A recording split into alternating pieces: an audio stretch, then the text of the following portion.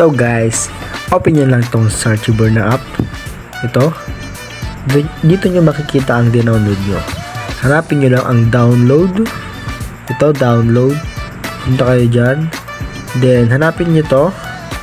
Itong dinownload nyo. Yan. Ferrari SF90. Yan. Yan yung dinownload nyo. So, view nyo lang yan. Or extract nyo na kung gusto nyo. Saan na yun? Ito. Extract na natin yan. Pagkatapos ma-extract, nawala. So, hanapin natin. Nandito lang yan. Ito, dalawa. Infernos TFF and Infernos TXD. So, punta na tayo sa mga application na gagamitin natin.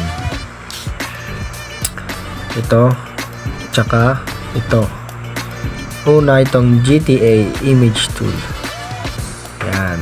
Then, open image. Then, punta kayo dito sa, sundan nyo lang ako guys. Ito, Android.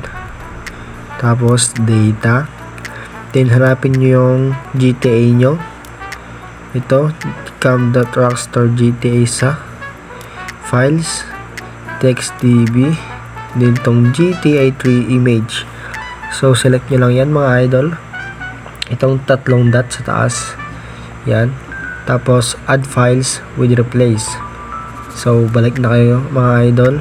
Punta na kayo sa download. Hanapin natin yung download mga idol. Ito. Download. Tapos, hanapin natin yung in-extract natin kanina. Na Infernos. Infernos. Infernos. Nasan ka na? Ito idol. Infernos DFF. So, select lang natin yan. Select. Tapos, tatlong dot na naman dito. Then, rebuild. Antayin na lang natin yan mga idol. Mabilisan lang yan. So, sa mga hindi pa pala nakapag-subscribe sa akin mga idol, please subscribe nyo na ako and click like and the bell button below para ma-update kayo sa mga videos ko. Then, back na tayo mga idol. Sa pangalawang application na tayo. Dito sa TXD tool. So, open lang natin yan. Tapos, yan, nakaka-on na siya pero balik tayo guys. Yan. So, dito tayo sa Android. Data. Then, open natin yung cam.rockstar. Ito. Files, TextDB, and TXD. Yan mga idol. Select nyo lang yan. Yan.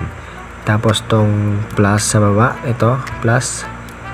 Then, from TXD, hanapin natin yung download natin na